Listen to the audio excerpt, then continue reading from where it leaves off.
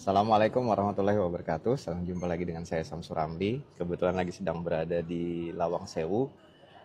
Kemudian tadi ada yang bertanya tentang KPA di APBN.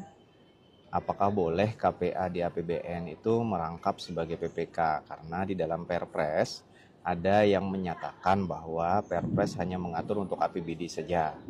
Jadi seolah-olah penafsiran beliau itu KPA di APBN tidak boleh merangkap PPK sehingga tidak ada kewajiban macam-macam dan seterusnya.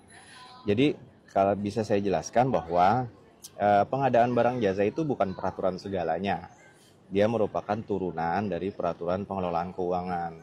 Sehingga runtutan atau kalau membaca pasal dan runtutan aturan harus paham juga historiografinya regulasi, kemudian juga hierarkinya regulasi.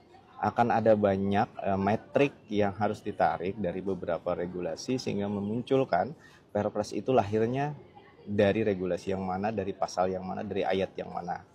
Nah, untuk menjawab apakah boleh KPA di APBN itu merangkap sebagai PPK, kenapa di Perpres tidak dijelaskan? Karena Perpres menganggap di dalam peraturan keuangan itu sudah jelas, tidak perlu dijelaskan lagi. Nah, dalam peraturan pengelolaan keuangan, PPK untuk APBN seperti yang pernah saya jelaskan terdahulu, PPK APBN dengan PPK APBD itu berbeda. PPK APBN adalah pengelola perbendaharaan keuangan negara atau pejabat perbendaharaan keuangan negara.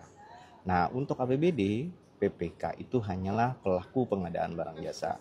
Nah, dua hal berbeda inilah yang kemudian aturannya harus kita lihat secara hierarkis. Dalam hierarkinya, untuk APBN diatur dengan PP 45 tahun 2013 yang kemudian diubah dengan PP 53 kalau tidak salah atau 50 tahun 2018.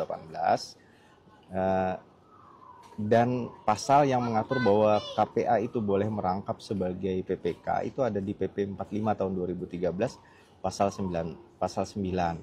Di situ disebutkan bahwa dalam hal gitu ya, KPA itu dapat merangkap sebagai PPK untuk APBN. Atas dasar inilah kemudian Perpres tidak menegaskan terkait tentang KPA boleh merangkap PPK di Perpres 16 tahun 2018. Jadi jangan sampai ada pemahaman bahwa di APBN KPA tidak boleh merangkap PPK. Acuannya bukan di Perpres tapi di PP 45 tahun 2013. Demikian, semoga menjadi jelas buat kawan-kawan APBN.